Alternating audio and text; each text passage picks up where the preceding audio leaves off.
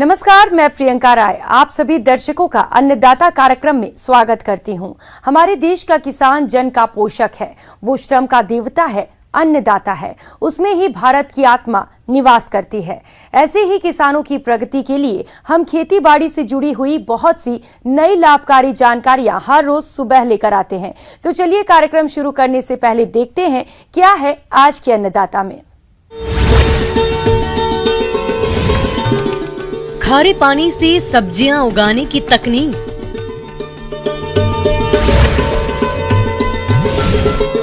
किसान भाई आसानी से तैयार कर सकते हैं केंचुआ खाद।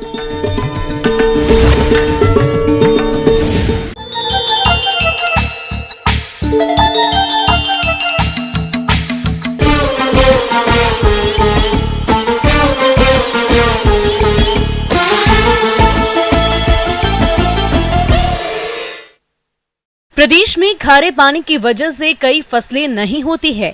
ऐसी जगहों पर किसानों को लाभ पहुंचाने के लिए केंद्रीय मृदा लवणता अनुसंधान संस्थान ने पॉली हाउस में खारे पानी से खेती करने की नई तकनीक ईजाद की है, जिसे अपनाकर किसान सब्जियों की बम्पर पैदावार ले सकेंगे। तो आइए जानते हैं इस तकनीक के बारे में और इसी संस्थान के वरिष्ठ वैज्ञानिक डॉक्टर रमेश्वर लाल मीना से।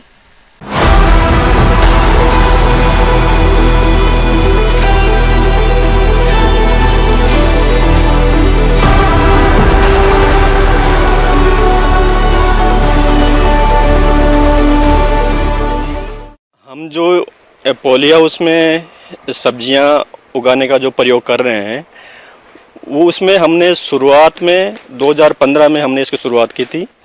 और शुरुआत में हमने टमाटर, शिमला मिर्च और हरी मिर्च इन तीनों सब्जियों के साथ में हमने प्रयोग शुरू किया था। उसके बाद में हमने 2018 के बाद में हमने सिर्फ टमाटर के ऊपर ये प्रयोग शुरू किया। हमारा उद्देश्य ये था कि एक किसान के पास जिसके पास पानी भी खारा है, ज़मीन खराब है, लवणता है, क्षारीयता है, तो ऐसी परिस्थिति में क्या एक किसान इस तरह का छोटा पॉली हाउस लगाकर उसको अपने आजीविका का एक साधन बना सकता है, उसमें क्या एक सफलतापूर्वक कोई सब्जी या कोई फसल ले सकता है। तो हमने जो प्रयोग किया इनके परिणाम जो मिले हैं वो काफ़ी उत्साहवर्धक परिणाम मिले हैं। इस प्रयोग में हमने 3, 6, 9 विद्युत चालकता के 3 तरह के लवणता के पानी हमने लिए हैं, जिस पानी को हम सिंगल ड्रिप लाइन और डबल ड्रिप लाइन, यानी एक बेड के ऊपर सिंगल ड्रिप लाइन है और दूसरी 3 बेड है उनके ऊपर डबल ड्रिप लाइन है। किसान भाइयों, टमाटर की फसल में सिंचाई के लिए ड्रिप विधि का उपयोग किया गया है। इसमें पानी बूंद बूंद करके पौधों की जड़ों तक पहुंचता है, जिससे पौधों का विकास तो अच्छा होता ही है, साथ ही साथ पानी की भी बचत होती। और इसको बेड को हमने प्लास्टिक मल्च से भी हमने कवर किया है। तो इसमें आधा बेड प्लास्टिक मल्च से कवर किया हुआ है और आधा बेड खुला है।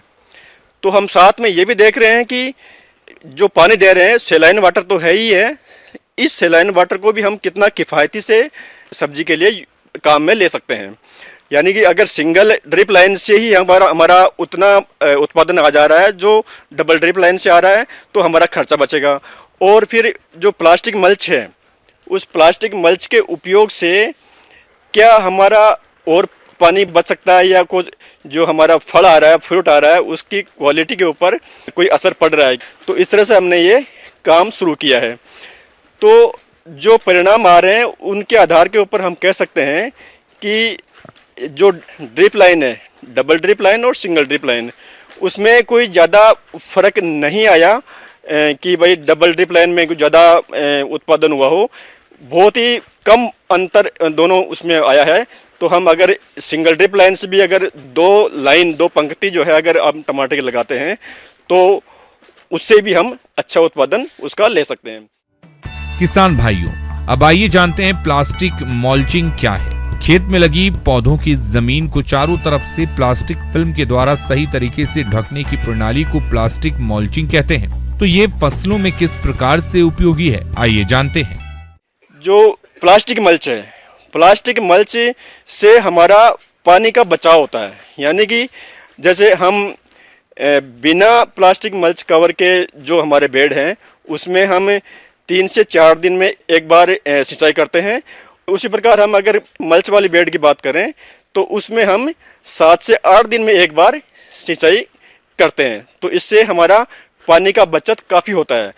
जो सेलाइन वाटर दे रहे हैं, लेकिन सेलाइन वाटर को भी अगर हम किफ़ायती से यूज करें तो हम कम पानी में भी उसका अच्छा उपयोग उत्पादन के लिए कर सकते हैं।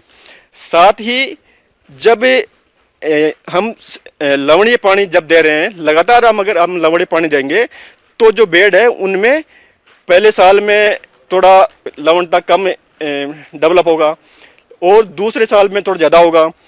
तो इस समस्या के समाधान के लिए हमने प्रत्येक बेड के नीचे 60 से 70 सेंटीमीटर की गहराई पर ड्रेनेज पाइप डाला है। उस पाइप में हमने क्या किया है कि जो 4 इंच का पाइप है उसको हमने ऊपर का आधा भाग जो है उसमें छेद बना दिए हैं, लगभग 6 मिलीमीटर के उसमें हमने होल बनाए आधे पाइप में, और उनको 60 से 70 सेंटीमीटर के ऊपर स्टार्टिंग से एंड तक उनको गहराई में लेवल करके दबा दिया है। और उसके बाद जैसे ही हमारा ये सीजन ख़त्म होगा, यानी कि एक क्रॉप का सीजन ख़त्म हो जाएगा, जैसे अभी हमारा मई तक चलेगा ये, और उसके बाद में हमें ये लगेगा कि भाई अभी जो है मिट्टी की लवणता वो बढ़ गई है, तो उन लवणों को निस्सालन द्वारा यानी लीचिंग के द्वारा बाहर निकालने के लिए हमने वो पाइप दबाए हैं। तो उसको हम जो हमारे पास अच्छा पानी उपलब्ध है, जैसे बारिश का पानी इकट्ठा करके रखते हैं तो वो भी उपलब्ध है, और जो भी हमारे पास अच्छा पानी उपलब्ध है उसको हम इन सभी बेड में पूरा भर देंगे। तो जो मृदा में, जो मिट्टी में जो लवण उत्पन्न हो गए हैं तो वो पानी के साथ में घुलकर और वो उन पाइपों के द्वारा वो बाहर ड्रेन हो जाएंगे, यानी कि बाहर वो निष्कासित हो जाएंगे।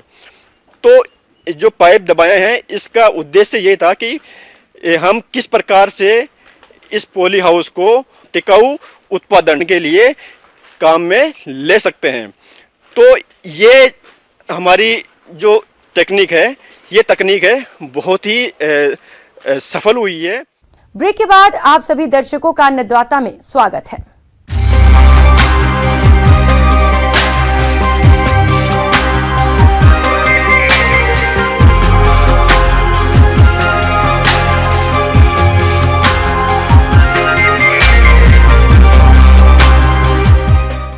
आजकल फसलों में रासायनिक उर्वरकों के अंधाधुंध प्रयोग से एक तो भूमि की उर्वरा शक्ति कम होने लगी है, वहीं दूसरी ओर प्राप्त उत्पादों की गुणवत्ता भी अच्छी नहीं होती है, जिस कारण अब जरूरी हो गया है कि मृदा में जैविक खादों का प्रयोग किया जाए, जैसे कि गोबर की खाद, वर्मी कंपोस्ट, नाडिप कंपोस्ट आदि। तो इन्हीं में से आज हम बात करेंगे वर्मी कंपोस्ट की। तो किसान भाई अपने स्तर पर वर्मी कंपोस्ट किस तरह से तैयार करें, इस बारे में जानकारी दे रहे हैं मृदा वैज्ञानिक डॉक्टर अनीता ठाकुर।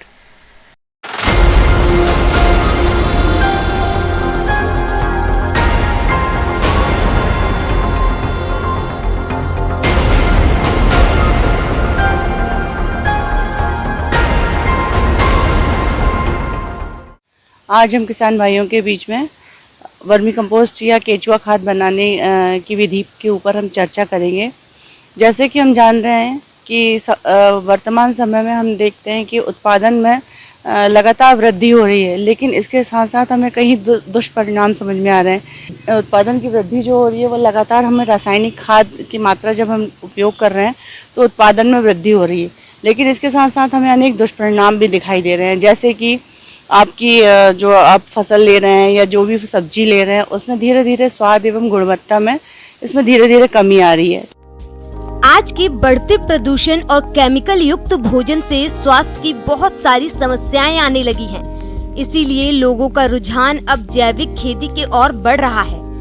तो ऐसे में जैविक खेती करने वाले किसान वर्मी कंपोस्ट का उपयोग करने लगे हैं, क्योंकि ये ऐसी खाद है जिसको हम बहुत ही कम कीमत और बहुत ही जल्दी तैयार कर सकते हैं और अपनी खेती में डालकर कम खर्च में अधिक पैदावार ले सकते हैं। जैविक खाद का एक बहुत अच्छा प्रारूप है अपना केचुआ खाद। केचुआ खाद जो है उसको हम वर्मी कंपोस्ट भी कहते हैं।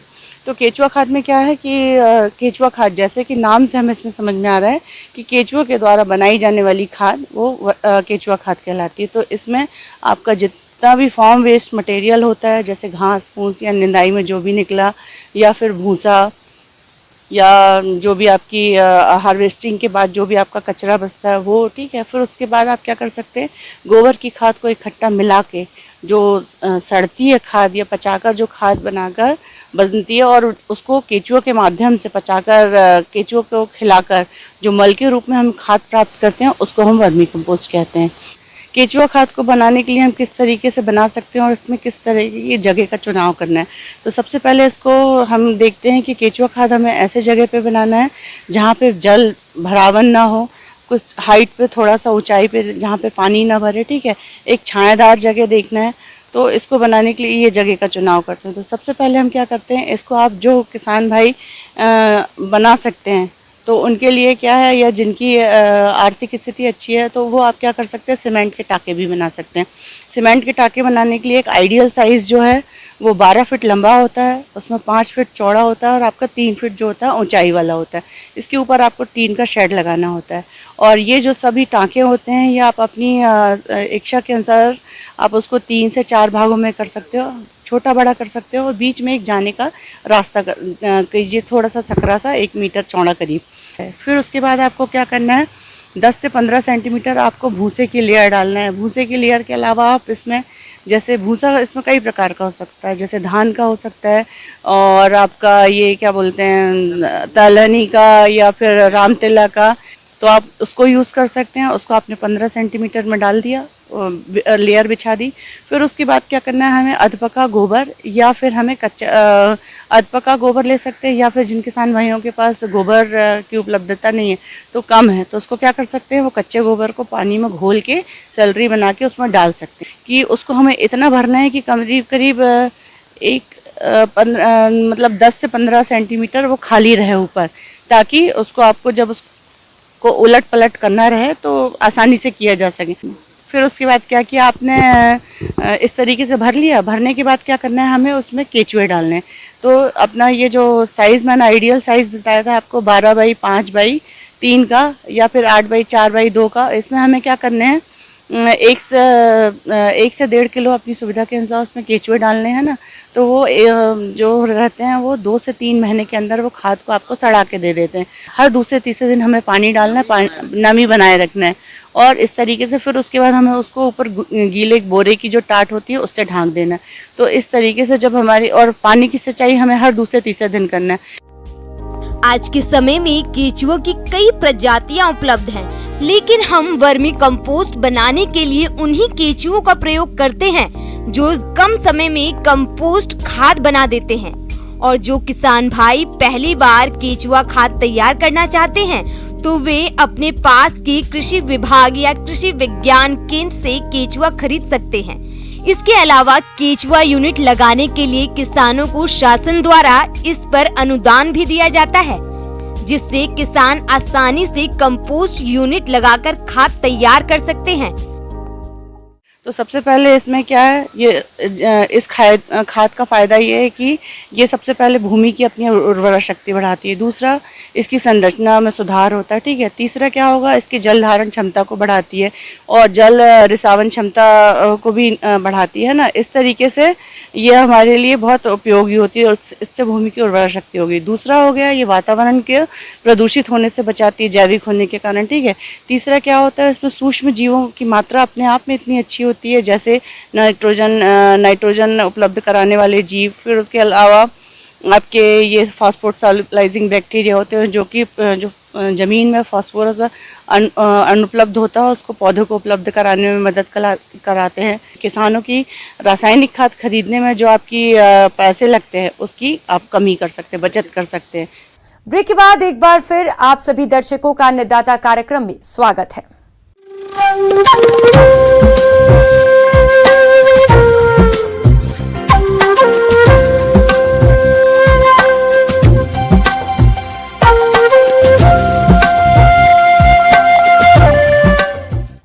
मौसम विभाग की रिपोर्ट पर साप्ताहिक कृषि सलाह इस प्रकार है।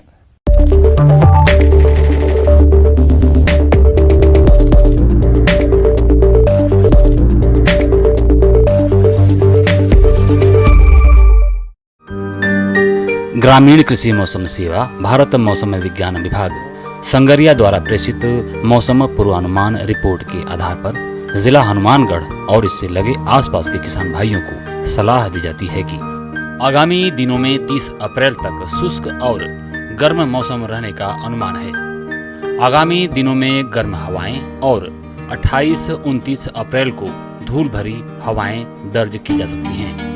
आगामी 3 दिनों में अधिकतम तापमान 43 से 44 डिग्री सेल्सियस और न्यूनतम तापमान 25 से 26 डिग्री सेल्सियस रहने का अनुमान है। सापेक्षिक आर्द्रता 5 से 17% हो सकती है। हवा की औसत गति 7 से 15 किलोमीटर प्रति घंटे हो सकती है। ऐसे में इन क्षेत्रों के किसान भाइयों को सलाह दी जाती है कि रबी फसलों की कटाई के बाद हरी खाद के लिए खेत पलेवा करें।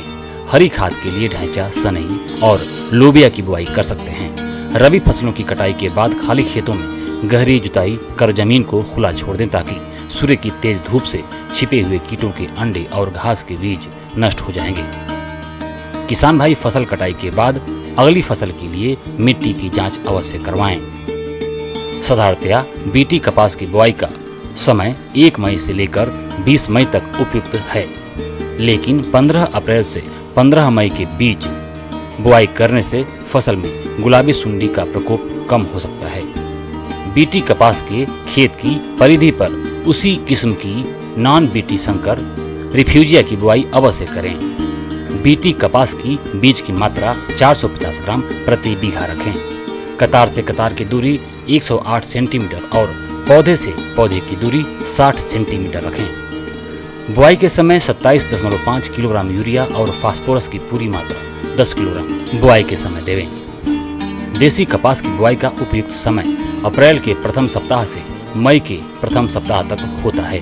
बीज की मात्रा 3 किलोग्राम प्रति बीघा रखें। सिफारिश की गई किस्मों में RG8, RG18, HD 123, RG 542 इत्यादि किस्में हैं। पहली जुताई मिट्टी पलटने वाले हल से गहरी करें। बुआई के समय 25 किलोग्राम यूरिया और 31 किलोग्राम सिंगल सुपर फास्फेट प्रति बीघा खेत की तैयारी के समय ड्रिल करें। बीकानेरी नरमा की बुआई का उपयुक्त समय 15 अप्रैल से 15 मई तक है, परंतु बुआई मई के अंत तक भी की जा सकती है। कपास के बीजों से रेशा हटाने के लिए व्यापारिक गंधक के तेजाब का प्रयोग करें। 10 किलोग्राम बीज के लिए 1 लीटर गंधक का तेजाब पर्याप्त होता है। जिन खेतों में जड़ गलन रोग का प्रकोप अधिक होता है, उन खेतों के लिए बुआई से पहले 25 किलोग्राम ट्राइकोडर्मा हार्जेरियम को 50 किलोग्राम आर्द्रता युक्त गोबर की खाद में अच्छी तरह से मिलाकर छाया में रख दें। इस मिश्रण को बुआई के समय 1 बीघा में पलेवा करते समय मिट्टी में मिला दें। रबी फसलों की कटाई के बाद अप्रैल माह में हरी खाद के लिए ढैंचा की बिजाई की जा सकती है। बीज की मात्रा 15 किलोग्राम प्रति बीघा प्रयोग करें। बिजाई से पहले 10 घंटे बीज को पानी में भिगोएं और छाया में सुखाकर बिजाई करें। बिजाई से पहले जुताई करते समय 50 किलोग्राम सिंगल सुपर फास्फेट उर्वरक का उपयोग करें। यदि अनाज भंडारण में सावधानी नहीं रखी जाए तो लगभग 25% तक अनाज भंडारण में कीटों, चूहों आदि से खराब हो जाता है। अनाज को अच्छी तरह से सुखाने के बाद गोदाम में रखना चाहिए। अगर संभव हो तो अनाज को कच्चे गोदाम में भंडारण अवश्य करना चाहिए। भंडारण को एल्यूमिनियम फॉस्फाइड या EDB से धूमित करें। यदि पुरानी बोरियों में अनाज रखना हो तो बोरियों को धूमित कर प्रयोग में लाएं। बागवानी फसलों में केवल शाम या सुबह के समय ही सिंचाई करें।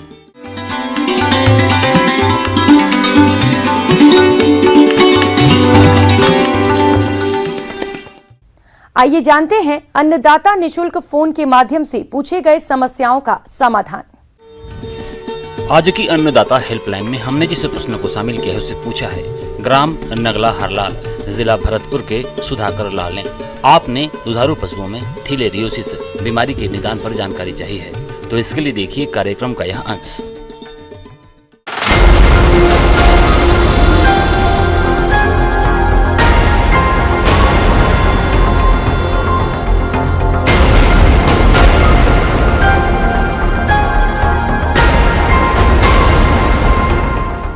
दूध अच्छी सेहत के लिए बहुत जरूरी होता है। लगभग हर घर में इसका उपयोग किसी न किसी रूप में अवश्य होता है।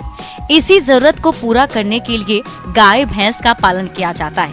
जिसे शुरू करने में इनकी खरीद और प्रबंधन पर भारी खर्चा आता है। ऐसे में अगर पशु लंबे समय तक बीमार हो जाए या बीमारी से मर जाए तो किसानों का भारी नुकसान हो जाता है। इसलिए इनके सही प्रबंधन के साथ साथ बीमारियों से सुरक्षा का भी ध्यान जरूर रखें। पशुओं में छोटी बड़ी कई बीमारियां आती हैं। उन्हीं में से आज हम बात कर रहे हैं थीलेरियोसिस बीमारी की, जो टिक्स, जिसे आम भाषा में अठई, किलनी या चिचड़ी कहते हैं, के कारण फैलता है। इस बीमारी का सही समय पर उपचार नहीं होने पर पशु मर सकता है।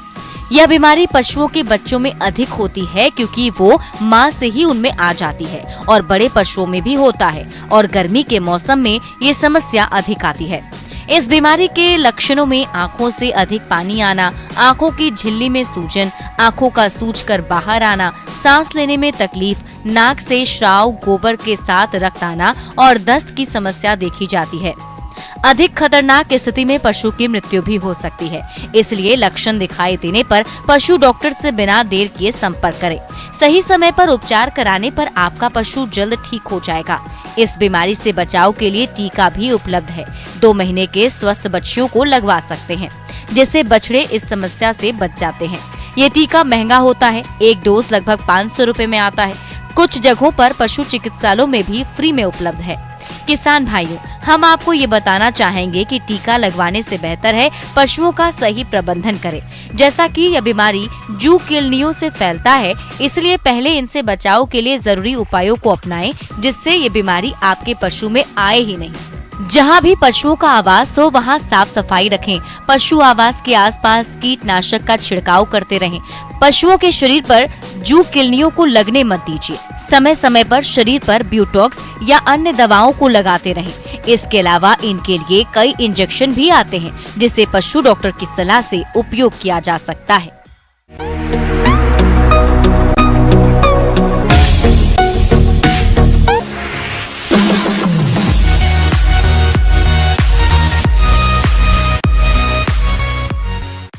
एक नजर डालते हैं राज्य की कुछ मंडियों के प्रमुख फसलों के बाजार भाव पर।